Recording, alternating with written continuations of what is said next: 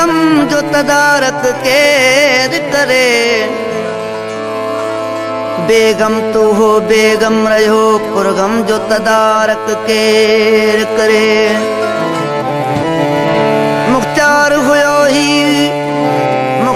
हुयो हो दिल मन जो एक फतवा दे बेफिक्र रहो।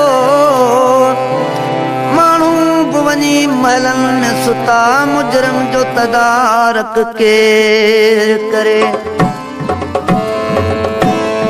दिल जंहिंखे हुयो दिल बर ही सजो, दिल बर ही सजो, दिल जंहिंखे हुयो दिल बर ही सजो। हुन शक्ल दवा में ज़हर ॾिनो। सुरवारो गलो ई घुटजी वियो सरगम जो तदारक केर करे। महफिल टुटी साथी बि विया, महफिल बि टुटी साथी बि विया। कुछ दर्द मिलिया कुछ दाग ठया। ईदूं उतरियूं ईदुन सां मातम जो तदारक केर करे। हिक तेज बपा तूफान घुलियो अला। हिक तेज बपा तूफान घुलियो बुलबुल सां मिली मुर्की न सजो। हित शाख गिरे पई शाख मथां शबनम जो तदारक केर करे। आज़ाबे क़त्ल जी जलाद खे केड़ी ख़बर। कैद में छा छा गुजरियो आज़ाद खे केड़ी ख़बर।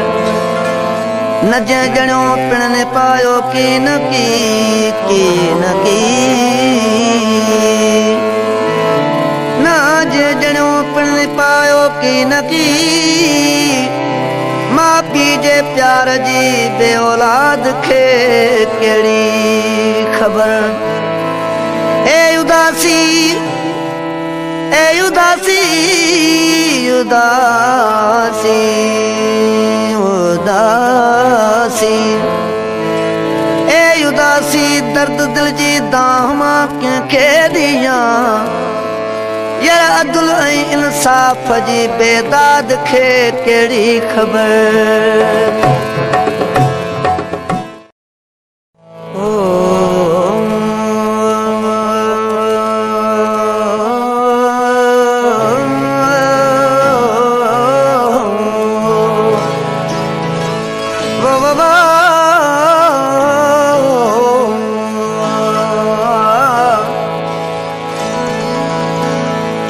हथ बधी बेई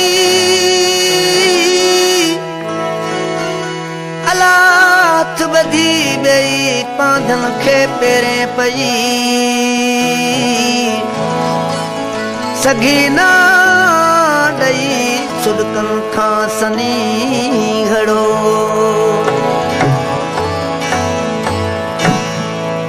रुअण खां घणो ई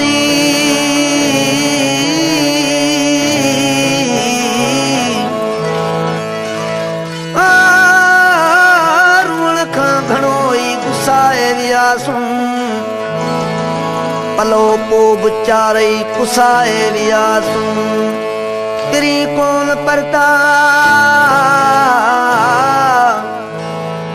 किरी कोन परता अजायो रुनासूं।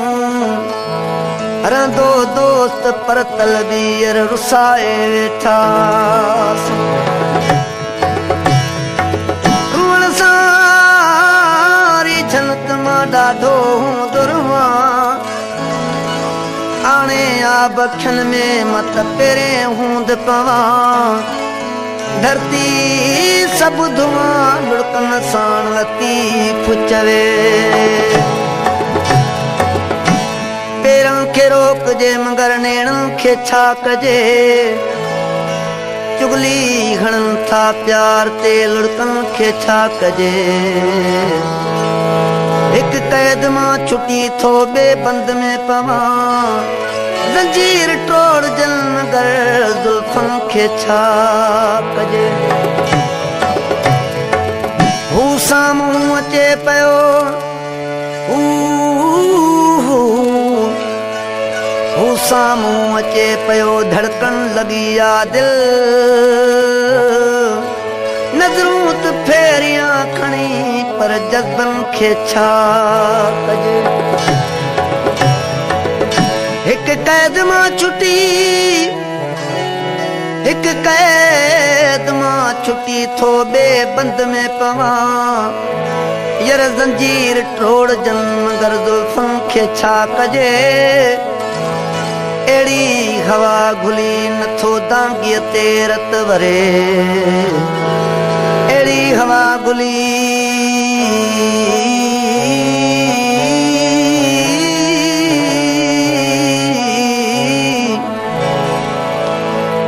अहिड़ी हवा घुली नथो दांगीअ ते रत वरे अला धारनि खे मुंहुं ॾेई वञूं पर पंहिंजनि खे छा कजे।